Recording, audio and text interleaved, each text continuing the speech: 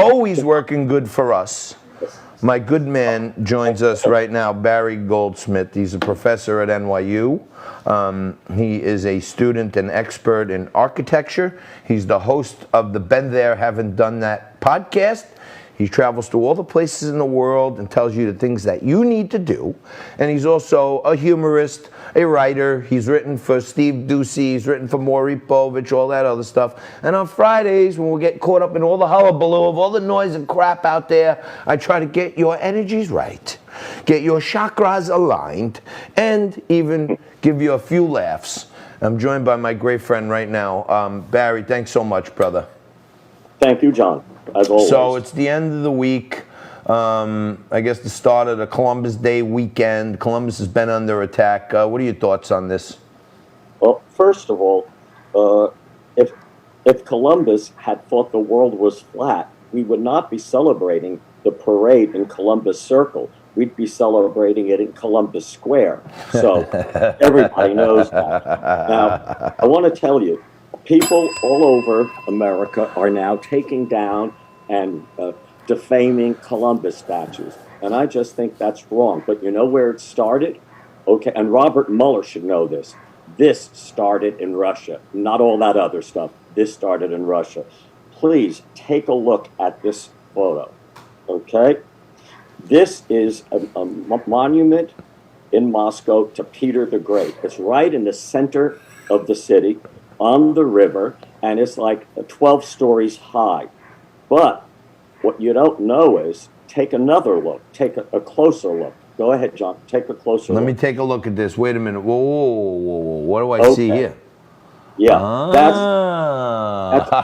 Peter the Great on his ship. But you know what?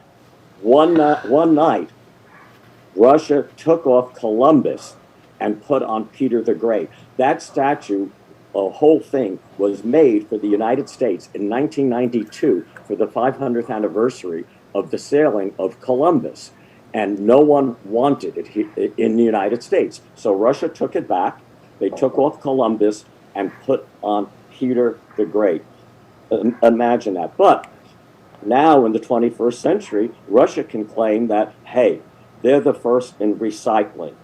Okay, and they're recycling Columbus's. Hold it. That was easy.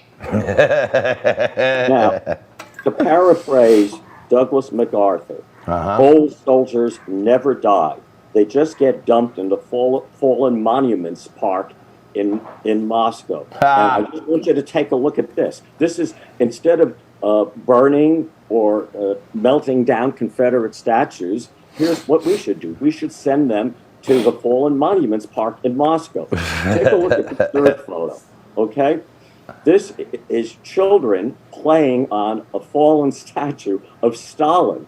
So why don't we just have Confederate statues, send them to the north, and have people play on them, kick them, and curse them? See? And we still can keep our statues.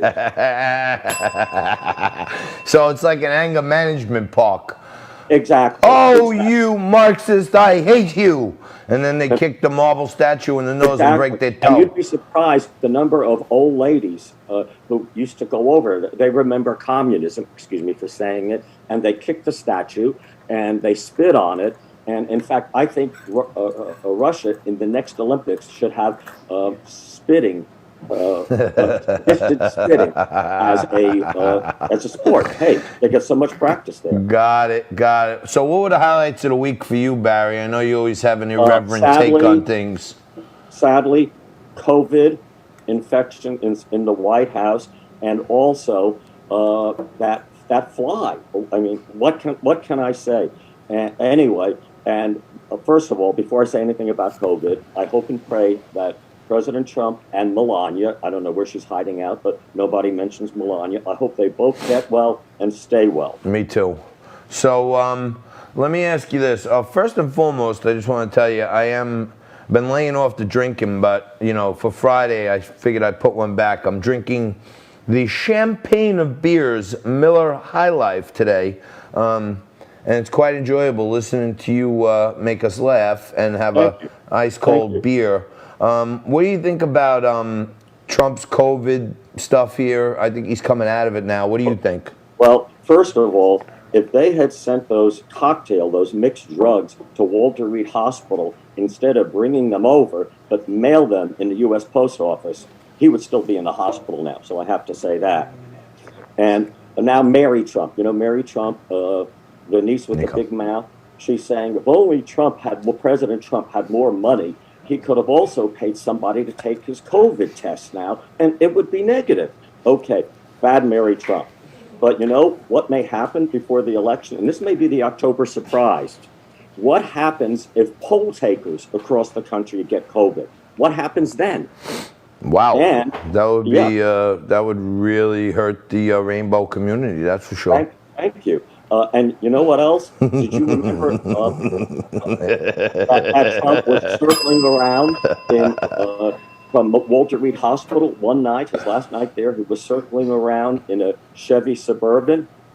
I think he did that to improve his chances with the suburban vote. Hey, look, everyone, I'm driving a Suburban. All you Suburban moms, vote for me. Exactly. So before we go, we got 30 seconds left here. I know you got some big news you want to break. Yeah. I'm hearing that you're cheating on us. You're going to start writing for another show. No, it's an addition. Yes, I am going to. I've just been asked to write humor and jokes and appear every week on a new Netflix late night show hosted by The Fly. Remember the debate? Okay. And you know what the name of the show is? Tell me.